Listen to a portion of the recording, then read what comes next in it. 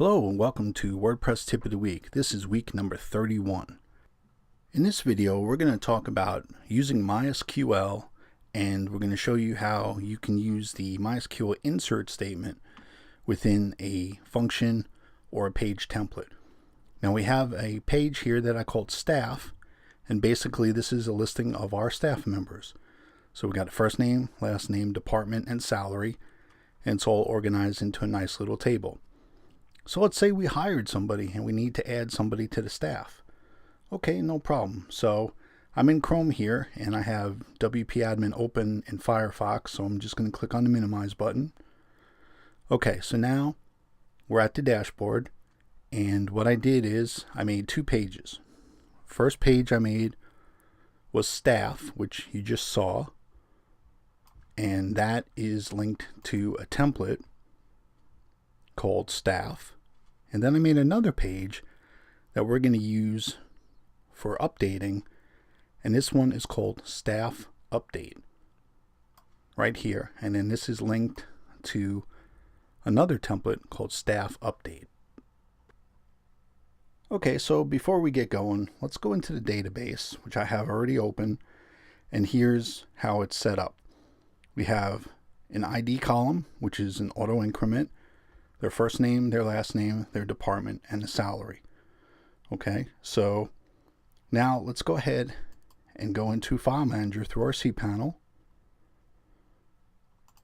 Public HTML, WP Content, Themes, and then of course our child theme. And what we're going to do is we're going to go to Staff Update and right click and go Edit. Okay, so here we are in our Staff Update template. So let's go over it. So first thing we're doing is we're getting the header, and then we're declaring the global WPDB variable. That's the WordPress database variable. And then what we're doing is for first name, last name, department, and salary, we're putting in our new employee, Jill Morgan, who works in finance and makes $82,000 per year. Okay, so now we're going to look at the WPDB pointing to insert, and then it takes three arguments: table, data, and format. So let's go over each of them. The table, well, that's pretty self-explanatory. In our case, it's WPE2 underscore employees, because if you look at it, here's the WPE2 underscore employees. Oops. Okay. And now we're passing it data. Now we're passing this in the form of an array. Now this array, of course, has 4 elements because it's taking the first name, last name, department, and salary. Now, if you looked at the database, you're saying, well, it's got ID in here.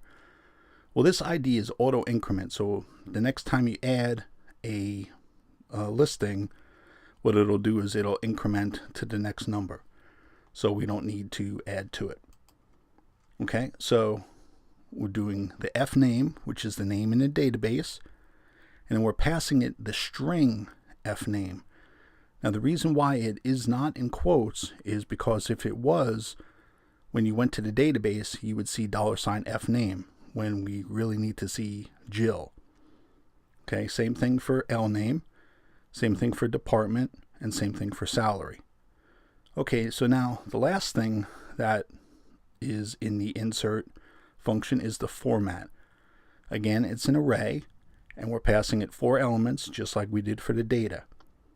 Now there's 3 types. There's %s, %d, and %f. Now %f stands for string. Now in our case, Jill, Morgan, and finance are all strings. If it was a %d, that's for a whole number, like an integer, for example, 79. But what we're doing is we're passing it a decimal. So we have to use %f, which stands for float. Okay, so now these 3 get fed into here, and then we're all set. So let me just go ahead and make sure we save those changes.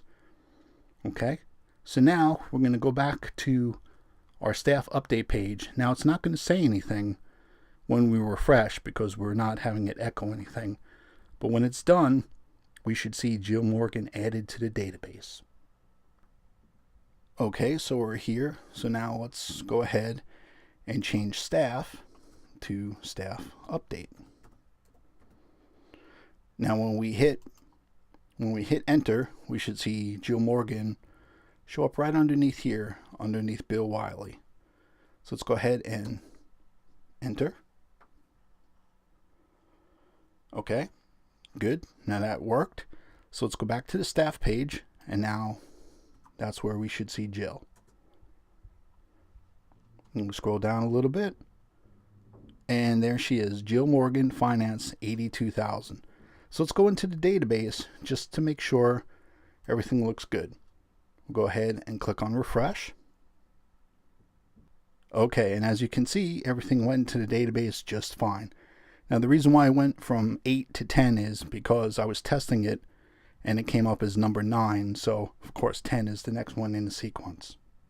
So as you can see, using MySQL insert statements is a very powerful way to add data into your database, either through functions.php or a page template. In our case, we did a page template. So in our next video, we're going to go ahead and we're going to show you how you can use MySQL to update information. Alright, so I hope you enjoyed this WordPress tip of the week, and I invite you to like and subscribe to our channel. And remember that all new subscribers at the end of each month will be put into a drawing for a free WordPress course. So be sure to tell a friend.